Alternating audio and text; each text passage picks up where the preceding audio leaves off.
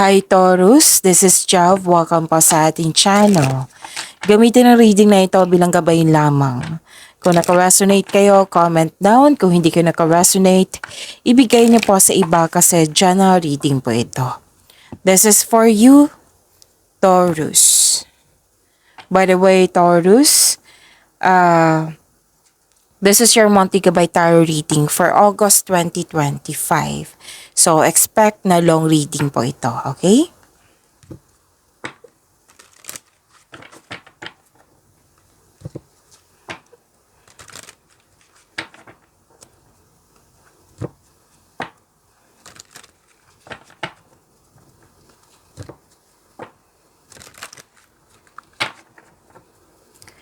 Para po ito sa iyo, Taurus, ngayong August 2025.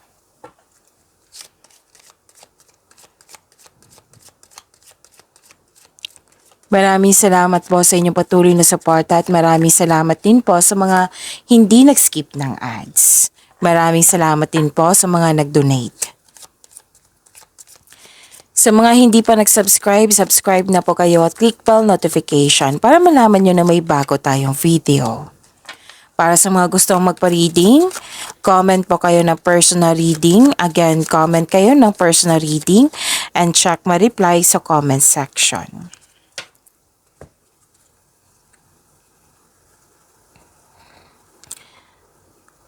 May travel akong nakikita dito or importanteng lakad.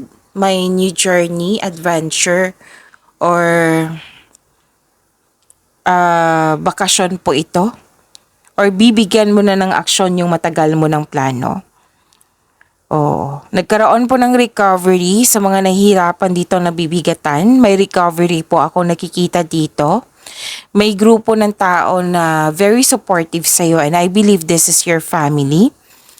And nagkaroon po ng personal development and spiritual growth. Oo. Iwasan nyo lang po daw magkaroon ng overthinking. Okay?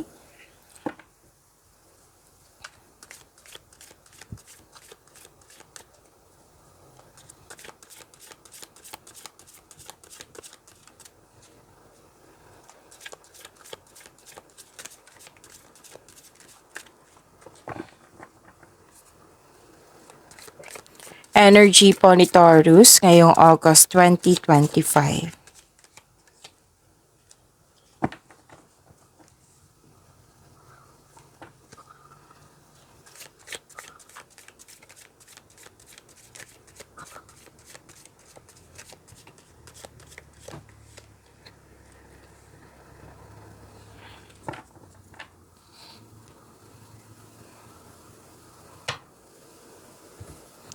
Kung may napansin kayo na repeating message, yan po yung pinupush ng cards na kailangan yung bigyan ng atensyon, solusyon at aksyon kung maaari po. So ano yung energy ni Taurus?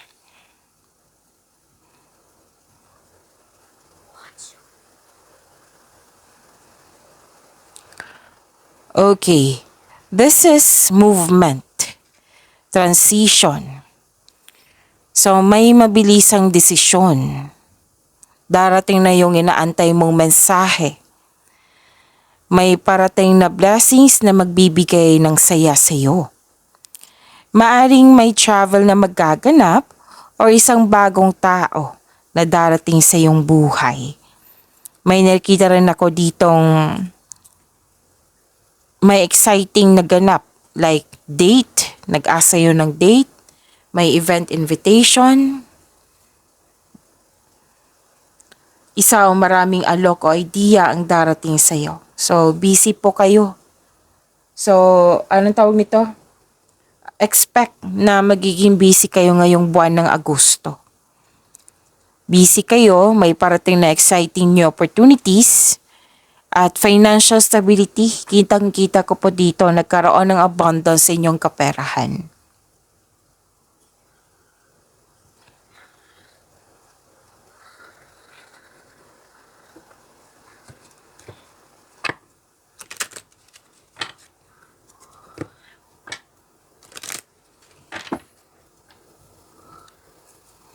Okay, may nakita ako ditong ah pahinga, bakasyon.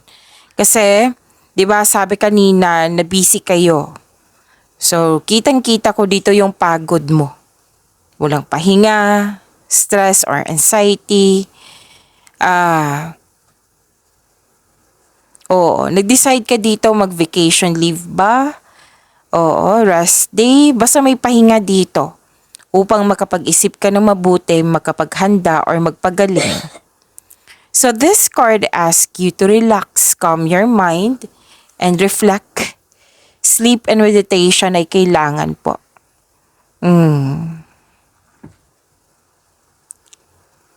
Okay, may nagput ng space dito para makapag-isip ng mabuti. So, space is a sign of respect sa inyong sarili, sa kapwa mo, at sa inyong connection. So, nagpasya kayo na magbakasyon. Ang pagpahinga po ay nakapagbigay ng increased productivity and a healthier mental state.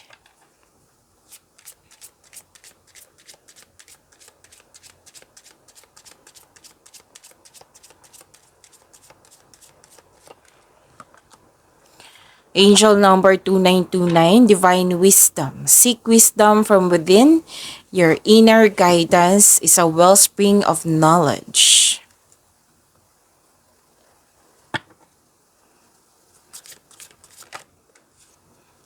Andito po si Angel of Happiness.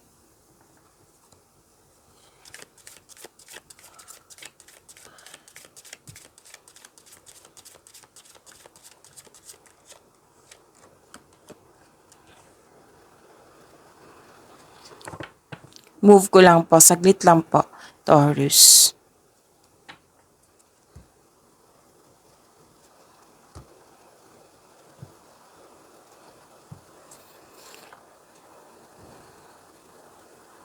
So to attract to attract more blessings, let us say the positive affirmation. So let's say, I am content and confident. Again, I am content and confident. Sa Tagalog pa, ako ay kontento at may tiwala.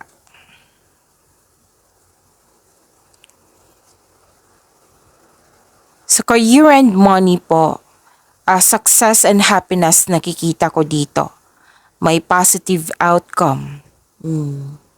So this is clarity, optimism, full of positivity, strength, exciting opportunities na parating, na magkakaroon ng financial growth, makaka-receive po kayo ng acknowledgement that you deserve. So this is recognition.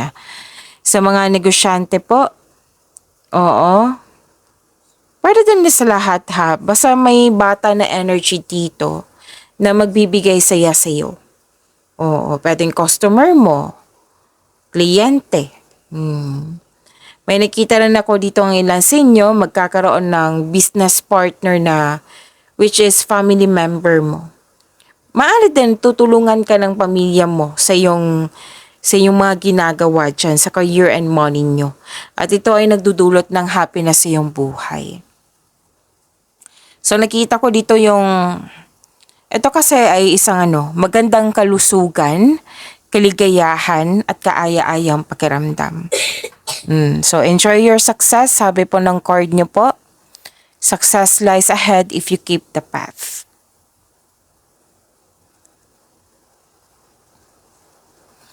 Nakikita ko rin dito, nagkaroon ng ending with new beginning. Mawawala na yung mga blockages, mga hadlang, like hadlang sa pananalapi, sa trabaho mo. May parating na biyaya na magbibigay daan ng mas maunlad na panahon.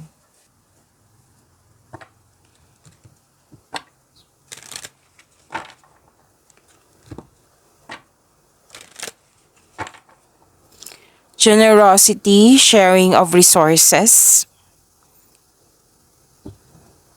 May marireceive kang malaking pera. Pwedeng return investment po ito. Oo, ito ay parating na nagdudulot ito ng kasiyahan. May promotion din akong nakikita dito. So this card asks you this card asks you to consider helping someone at work. Kasi this is also generosity, your sharing of resources. Maaring makatanggap ka din ng regalo or tulong.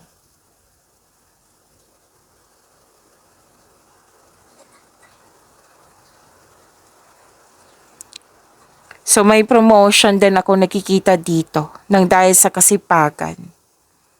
May financial growth after a period of struggle. Your discipline and hard work are paying off, so enjoy this time. May magandang balita na parating or may bagay na matutupad. So may parating na good news po after a period of struggle.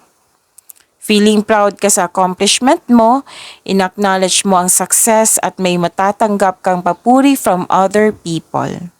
Nagsumikap ka at deserve mo itong tagumpay na ito. So allow yourself to shine in this moment.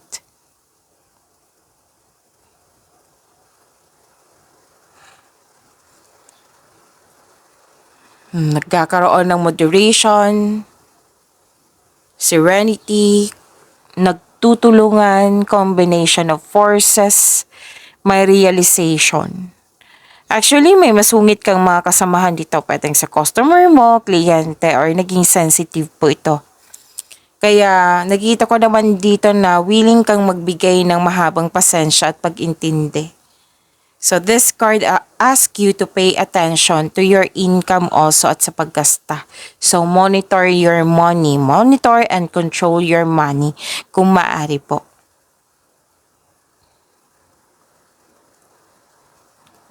Nakikita ko rin dito yung hard work, productivity, hard work at dedikasyon sa trabaho or negosyo for financial prosperity.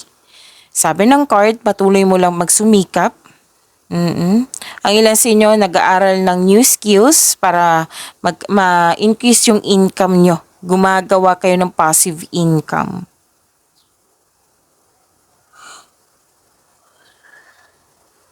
So, abundance para nakikita ko dito. May parating ng blessings, gift from the universe, posibleng job opportunity or unexpected sum of money.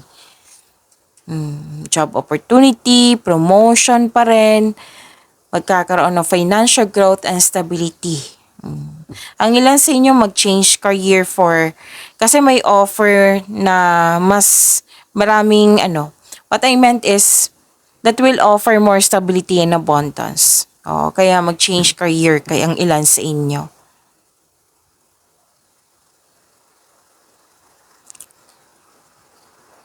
At granted yung manifestation mo, may fulfillment sa pangarap dito.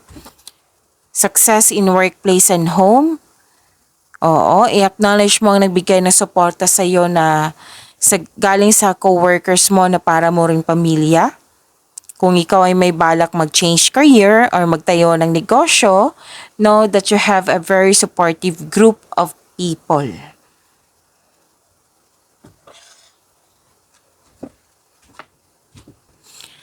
May nakita rin ako ditong may nasunod na tradisyon. Any kind of tradition ng Pinoy po, nasunod po. Like for example, kung may tuto dyan, nasunod pa rin yung gusto mo. So ano yung mga traditional career path? Example, balik-aral. Pwedeng nagpa-enroll kayo ng new subject. Nag-take ka ng masteral or board exam. Yan. Para magkaroon ng traditional career path or you're moving up to the ladder of success.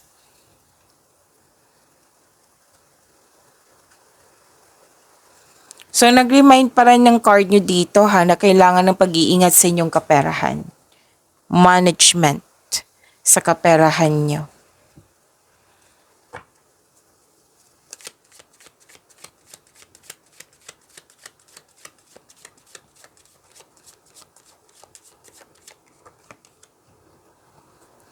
Flexibility. Adapt slowly by using versatility, compromise, and adaptation, change, etc. Be flexible in your methods.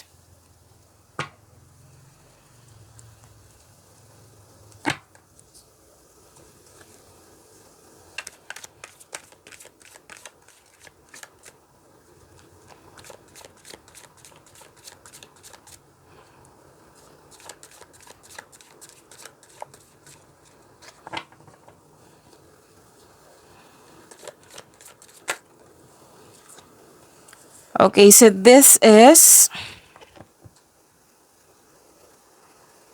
your love life, self-love, partnership, and romance, Taurus.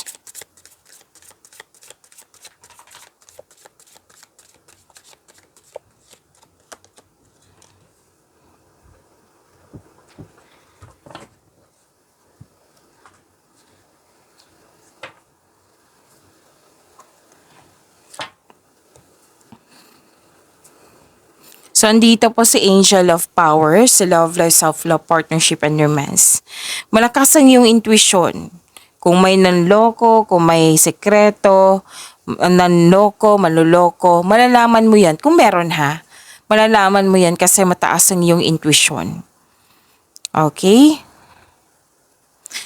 Mas piliin niyo pong magtiwala sa inyong sarili kaysa mag-overthink. Sabi ng card, mag-overthink, mag-overanalyze. Okay, so piliin niyo po yung magtiwala sa inyong sarili.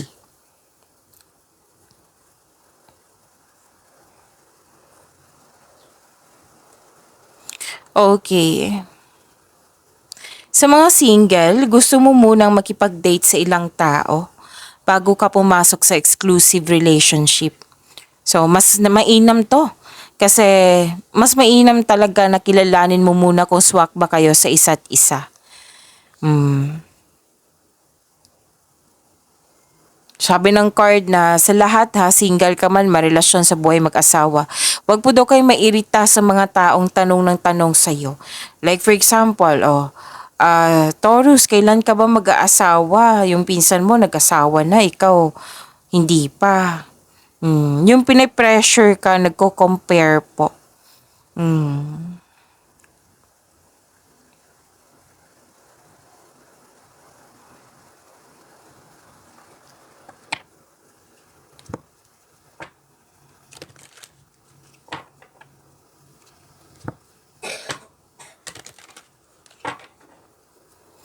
Sa mga single dito, may parating sa inyo na isa bagong tao sa inyong buhay. Pwedeng kaibigan or kaibigan ito. Oo. So, this is an air signs or fire signs. Air signs is Gemini, Libra, and Aquarius. Fire signs is Aries, Leo, Sagittarius.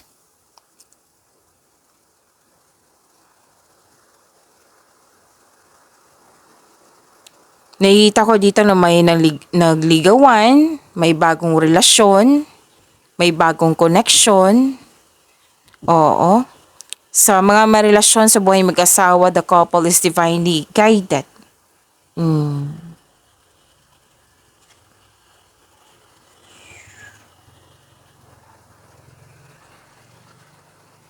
Okay. Yung parating sa inyo, sa mga single dyan, maaring naabot na niya yung financial maturity. Pero din partner nyo to, naabot niya yung financial maturity. Sa mga single, gusto mo munang magbili ng lupa or property, yung nagkaroon ng sense of stability, gusto nyo maging handa bago ka pumasok sa buhay sa buhay pag-ibig. May plano din kayong magbakasyon or bumili ng regalo that pampers you.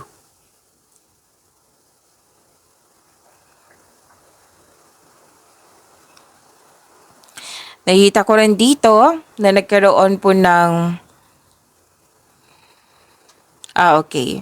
So, excited ka makilala ang bagong tao sa inyong buhay. So, sabi ng card, take things slow, kilalanin mo muna. Sa mga marelasyon, sa buhay mag-asawa, may pangyayaring aminan po. Posibleng may proposal.